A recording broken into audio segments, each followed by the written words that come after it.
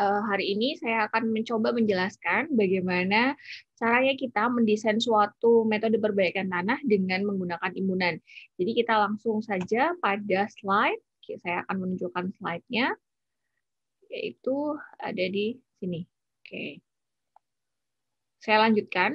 Di minggu lalu, saya sudah pernah menjelaskan bahwa kalau kita di metode perbaikan tanah dengan teknik timbunan, maka yang harus dilakukan yaitu harus ada tinggi jagaan di timbunan, yaitu besarnya delta H. Ya. Jadi intinya timbunan ini tidak boleh terendam. Artinya dalam kita merencanakan sebuah timbunan, kita harus memiliki target tinggi timbunan final yang direncanakan. Oke. Kemudian, bagaimana cara selanjutnya? Ini adalah tentang konsistensi tanah. Jadi kemarin saya sudah menjelaskan tentang konsistensi tanah, bagaimana sebuah kandungan kadar air yang dijelaskan ke jenis setiap masing-masing jenis tanah, yaitu lempung atau untuk yang pasir. Oke. Kemudian kita ke arah desain embankment. Bagaimana caranya? Satu, sebenarnya kita kalau ke konsep dasar perencanaan tadi yang saya bilang, bahwa di awal sebenarnya kita punya H final, bahwa sebenarnya H final itu tadi yang saya bilang, ada sebuah rencana. Kita tuh sebenarnya kalau mau memberikan timbunan di atas lapisan tanah lunak, berapa ya target akhirnya, H finalnya. Oke. Kemudian, karena sebenarnya di bawah ini adalah tanah lunak, artinya di sini kita akan mengalami besarnya penurunan. Karena di lunak berarti ini adalah penurunan konsolidasi harusnya. Oke, karena kita tadi punya berapa besar penurunan, maka harus punya berapa KH awal. Oke, ini adalah beberapa hal yang kita butuhkan pada saat kita mendesain, baik pada spesifikasi timbunan ataupun di tanah dasar. Kalau ini kan kemarin sudah saya jelaskan. Oke, dari mana saja ini bisa diperoleh. Oke, kemudian kita ke sini. Jadi pada dasarnya itu ketika kita merencanakan tinggi timbunan awal, artinya kita harus tahu parameter tinggi akhir yang harus kita capai itu berapa. Jadi misalkan suatu proyek jalan raya A dengan tebal tanah lunak adalah 12 meter. Tinggi akhir timbunan yang harus tercapai adalah 2 meter. Dari mana 2 meter itu? Misalkan tinggi banjirnya periode 50 tahun adalah 1 meter. Kemudian delta H sesuai dengan fungsi jalan, karena jalannya adalah jalan tol, kita ke sini ya. Misalkan delta H-nya kalau misalkan dia sebagai jalan utama, berarti sebenarnya H finalnya itu adalah H final ini untuk H final kita nanti di pelaksanaan ya.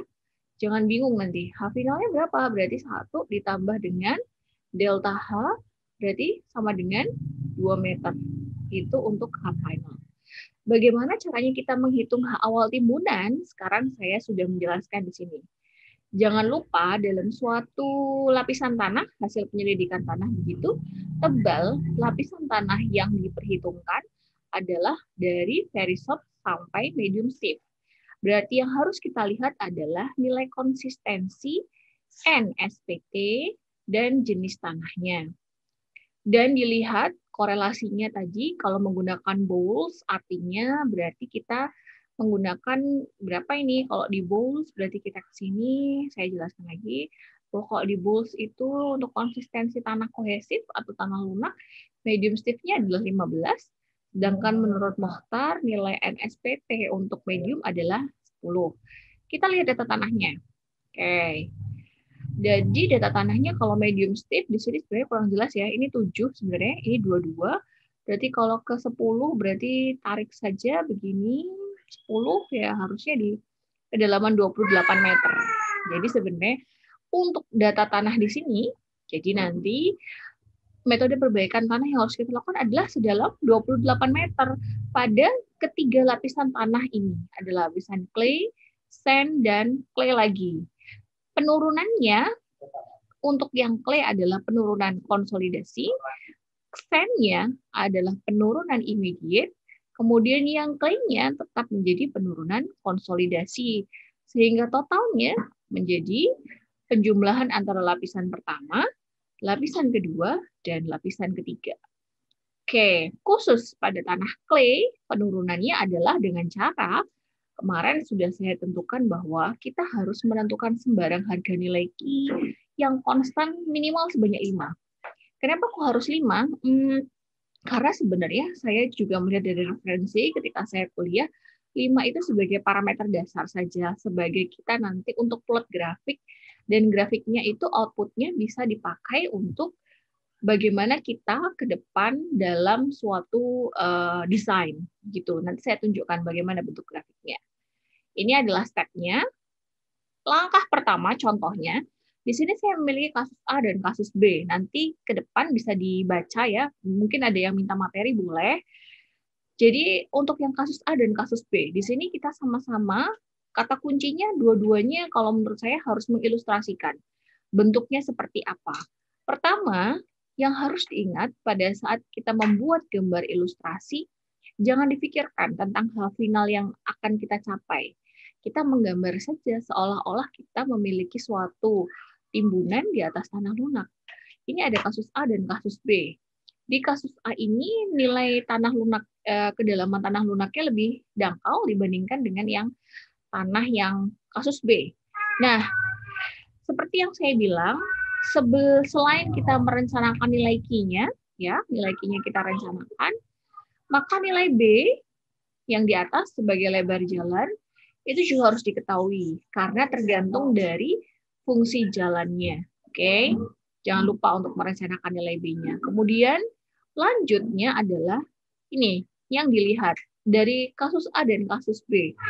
Nilai Q-nya ini tidak sama, benar, karena sebenarnya tergantung dari perencana. Berapa saja nilainya? 2,5 boleh, mau pakai setengah-setengah ini boleh, mau angka bulat 3 boleh, mau angka 6 boleh. Dari permisalan nilai Q itu kemudian digunakan untuk menghitung nilai H timbunan. Oke.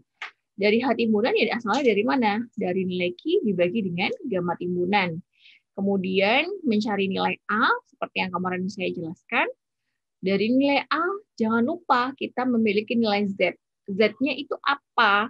Z itu dipergunakan untuk menghitung delta P. Jadi Z itu tujuannya untuk menghitung si delta P. Delta P itu yang dilihat hanyalah beban yang bekerja di atas tanah. Karena beban di atas tanah ini adalah hanya berupa timbunan saja, begini gambarnya. Sebenarnya di atas ini ada perkerasan ya, berarti nanti di sini delta P-nya harusnya ada 2, akibat dari timbunan, begitu, dan akibat dari perkerasan. Oke, berarti kalau perkerasan bentuknya dia adalah persegi, panjang, dengan panjangnya adalah tak terhingga. Lanjut. Dalam kita mencari delta P, pasti kita butuh nilai Z. Z-nya itu dilihat dari dasar beban ke titik tengah lapisan yang ditinjau. Oke. Karena sebenarnya di sini dia adalah bentuknya satu lapisan, begitu. Ini ada H1 sama H2, sebenarnya ini dibagi 2 ya. Z-nya kok bisa 0,75, ini dapatnya dari mana? Z-nya 0,75, berarti sebenarnya ini tebalnya adalah 0,9 meter mungkin ya. Saya membacanya seperti itu, 0,6 begitu. 0,9 kalau dibagi 2 0,3. Ini tebalnya kan 0,9 dikurangi 0,6 kan 0,15. Berarti 0,15 ini sebenarnya asalnya dari setengah dikali 0,9 kurangi 0,6. Jadi tebalnya itu ya sama dengan 0,15. 0,15 tadi ditambahkan ke yang 0,6 ya. Lalu nilai Z-nya ini harusnya berarti 0,75. Tuh. Yang di sini ini adalah kalau misalkan lapisannya dimisalkan per 1 meter. Jadi memang sebenarnya saya sih lebih suka menghitungnya dibuat per 1 meter. Kenapa? Pada saat kita memiliki data pengujian di laboratorium, kebanyakan UDS, undisturbed sampel-nya itu dilakukan di beberapa meter tertentu, di per 3 meteran. Jadi supaya lapisan tanah kita itu parameternya tidak terlalu jomplang parameternya, sehingga saya biasanya sukanya untuk menghitung per 1 meter supaya lebih teliti. Jangan lupa ada muka air tanah ya. Muka air tanah ini dipergunakan untuk mengetahui nanti ketika kita menghitung tegangan overburdennya menggunakan gamma T atau gamma SAT. Oke. Saya sepertinya kecepatan ya. Oke, nanti di replay saja. Kemudian dari sini sebenarnya Z-nya adalah karena dia ketebalannya adalah per 1 meteran, nilai Z-nya itu dari dasar timbunan ke tengah lapisan tanahnya. Jangan lupa. Setengah dari lapisan tanahnya berarti 0,5. Kedua, ia akan ditambahkan dari sini ke titik tengahnya juga. Berarti tadi 1 ditambah setengah menjadi 1,5. Gitu seterusnya. Ini untuk menghitung nilai Z. Nilai A ya dari tadi perhitungan yang di depan. Berapa nilai A-nya? Ini 2,86. Ini juga lihat menghitung nilai A ada faktor pengaruh kemiringan timbunan. Jangan lupa. Oke, dimasukkan A per Z, B per Z. Nilai influence faktor diambil dari grafik ini. Jangan lupa. Sumbu X itu adalah nilai A per Z untuk di embankment, bentuk timbunan, kemudian di garis lengkung adalah nilai B per Z. Selanjutnya, pada bentuk yang persegi, seperti ini untuk pavement, ini ada di buku Mektan 2 Brajadas juga ada. Oh salah, Mektan 1 atau Mektan 2 saya lupa, tapi saya pas waktu mengajar di Mektan 2. Oke, lanjut. Tegangan overburden-nya. Oke. Diperhatikan ya, tegangan overburden itu sedikit menjebak dan mungkin menurut kalian akan sama dengan Z, tapi tidak seperti itu tegangan overburden. Tegangan overburden itu akibat dari tanah sendiri. Jadi tadi kita sudah menyelesaikan di atas tanah itu ada beban apa? Kita hitung dulu nih delta P-nya. Habis ya. Sudah. Ini saya hanya memberikan contoh jika menggunakan timbunan. Untuk yang pavement tidak saya berikan. Nanti untuk skripsi saja. Nah, kemudian setelah itu baru tegangan overburden-nya itu dipisahkan oleh muka air tanah nih. Nah, di lapisan pertama pada kasus A hanya 1 lapis saja. Dia meninjaunya itu di tengah lapisan yang kedua ini. Sebenarnya ini adalah 1 lapisan tanah ya. Kemudian dia hanya membedakan di mana pada ketinggian 0,6 ini ada muka air tanah dan 0,9 adalah tebal lapisan tanah lunaknya. Oke, lagi-lagi saya ulangi. Kemudian dihitung yaitu dengan di atas muka air tanahnya gamma T dikali H hanya adalah 0,6 karena yang tidak terendam air adalah 0,6 ditambah setengah dikali H2. H2 ini harusnya bukan 0,6 ya, harusnya ini adalah setengah dari 0,3. Karena kita mengurangi di sini ya. Jadi gini, 0,9. Oke. Kemudian untuk yang kasus sebelahnya di sini ini lebih gampang karena P0 lapisan pertama itu sebenarnya di mana ketika ini muka air tanahnya ini di kedalaman 0,8 nih karena di sini dia memberikan gambar bukan di tengah-tengah. Jadi di sini pasti ada jaraknya. Kalau saya baca ini hanya adalah dari 0,8 karena ada gamma T, H1 dikali gamma T, 0,8 dikali 1,4 ini ya, dikali 0,2. 0,2 adalah di bawah dari lapisannya. Jadi sebenarnya bukan seperti ini ya, nanti harusnya di tengah dari 0,2-nya. Jadi kalau kita bicara lapisan 1 karena dia memang di tengah-tengah, jadi harap berhati-hati, baru kemudian lanjutnya ke bawah. Oke, ini hanya contoh saja nanti dia, kalau ada yang belum jelas silahkan ditanyakan. Terus baru PC. PC itu sebenarnya kalau kita berasal di pengujian konsolidasi, nilai PC ini diketahui. Pada saat kita melakukan uji konsolidasi, prakonsolidasi itu ada pengujiannya di lapangan. Nah, cuma karena memang sebenarnya kita ini kekurangan data biasanya untuk pengujian, maka bisa dilakukan dengan cara menjumlahkan tegangan overburden-nya di setiap lapisan tanah dengan fluktuasi muka air tanahnya. Gitu, ya. Kemudian setelah itu fluktuasi itu asalnya dari mana? Fluktuasi itu biasanya dari data. muka air tanah yang naik turun. Biasanya kalau tinggi ya tergantung itu saja. Boleh sini fluktuasi muka air tanahnya diambil dari MAT-nya 0,8. Ini juga diambilnya dari fluktuasi MAT-nya 0,6. Cuman ini tidak dikali dengan gamma W. Coba aja nanti dikali dengan gamma W. Satuannya benar kok. Pakai satuan ya. Kemudian dari sini baru dicari nilai OCR-nya. Caranya kalau sudah seperti itu, kemudian direkapitulasilah seperti tabel berikut. Jadi kalau kita menghitungnya setiap tebal lapisan seperti ini, kedalamannya berapa meter, nilai Z-nya diperhatikan. Nilai Z ini dampaknya adalah untuk menghitung ini. A per Z, B per Z, I, 2I, dan delta PI. Kalau kalian menghitung timbunan itu dibagi menjadi 2, begitu, B-nya dibagi 2, ketika kalian menghitung nilai I, jangan lupa dikalikan 2. Tapi kalau misalkan kalian menghitung keseluruhan nilai B, maka ya sudah, nilainya adalah langsung I saja, ya. Jangan lupa itu.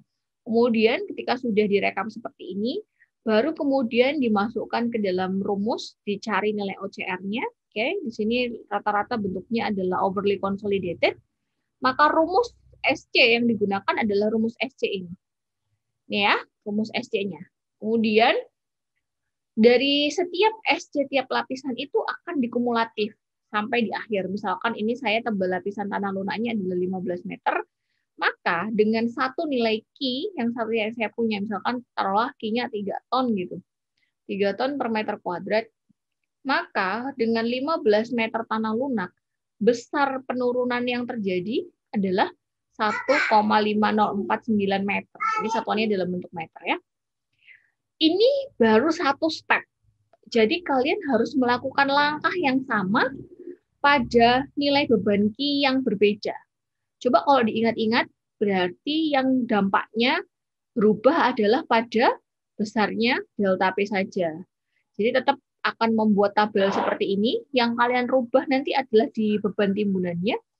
Yang lainnya tidak ada pengaruhnya, karena tanah dasarnya tidak mengalami perubahan parameter, tidak ada perubahan apapun. Yang mengalami perubahan adalah si beban timbunannya. Oke. Dari situ masing-masing bebannya akan direkapitulasi seperti ini. Nah, kalau sudah, kemudian dihitunglah, direkapitulasi lagi. Ini yang dimasukkan di sini adalah SC kumulatif di sini ya. Memang ini sebenarnya tidak sinkron karena contohnya saya ambil berbeda-beda gitu. H inisial itu adalah menghitung H awal menggunakan rumus ini. Jadi, bagaimana H inisial itu dihitung adalah dengan masing-masing setiap nilai Q, dengan settlement pada Q yang ada, yang harus dilihat adalah parameter pada timbunan. Apakah gamma sat timbunan sama atau berbeda? H awalnya menggunakan rumus ini ya, dilihat rumusnya. Kalau gamma satnya tidak sama, berarti nilai H awal rumusnya adalah ini. Tapi kalau gamma satnya adalah sama dengan gamma timbunan, menggunakan rumus yang kedua. H final itu adalah dari H inisial, dari kolom 1, 2, 3. H final itu adalah dari kolom 3 dikurangi kolom 2. Setelah selesai, kemudian dibuat grafik hubungan antara H inisial dengan H final seperti ini, settlement dengan H final. Kemudian setelah selesai, tadi kita pernah merencanakan bahwa nantinya H final kita untuk pelaksanaan final suatu perencanaan jalan adalah 2 meter. Oke, berarti ketika kita memiliki grafik seperti ini, kita akan memiliki rencana H finalnya 2 meter. Berarti berapakah H inisialnya dari grafik ini? Berapa? H inisialnya, 4 meteran. Kalau H finalnya 4 meteran, berarti penurunannya berapa? Ditariklah ke sini. 1,8-an. Oke. Jadi grafik ini nanti yang akan sering dipakai untuk aplikasi. Misalkan kamu nanti berubah-berubah nih.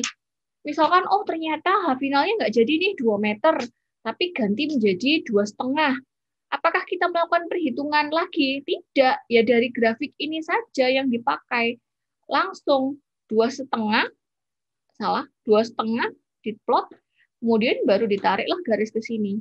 Oke, gitu caranya. Baru nanti setelah ini lanjutlah kita ke bagaimana cara menghitung nilai angka safety factor dan potensi bentuk kelongsoran. Oke, begitu ya penjelasan pada perkuliahan minggu ketiga tentang bagaimana mendesain tinggi timbunan. Nanti kalau misalkan belum jelas, akan saya lebih detailkan pada penjelasan ulang. Nanti ada kasus lagi, saya akan jelaskan. Sekian dulu penjelasan dari saya untuk kuliah metode perbaikan tanah di minggu ketiga ini. Semoga bisa dimengerti dan silahkan untuk latihan lagi dengan kasus yang baru. Nanti akan kita bahas lagi untuk perkuliahan ke depan. Sekian dari saya, semoga bermanfaat.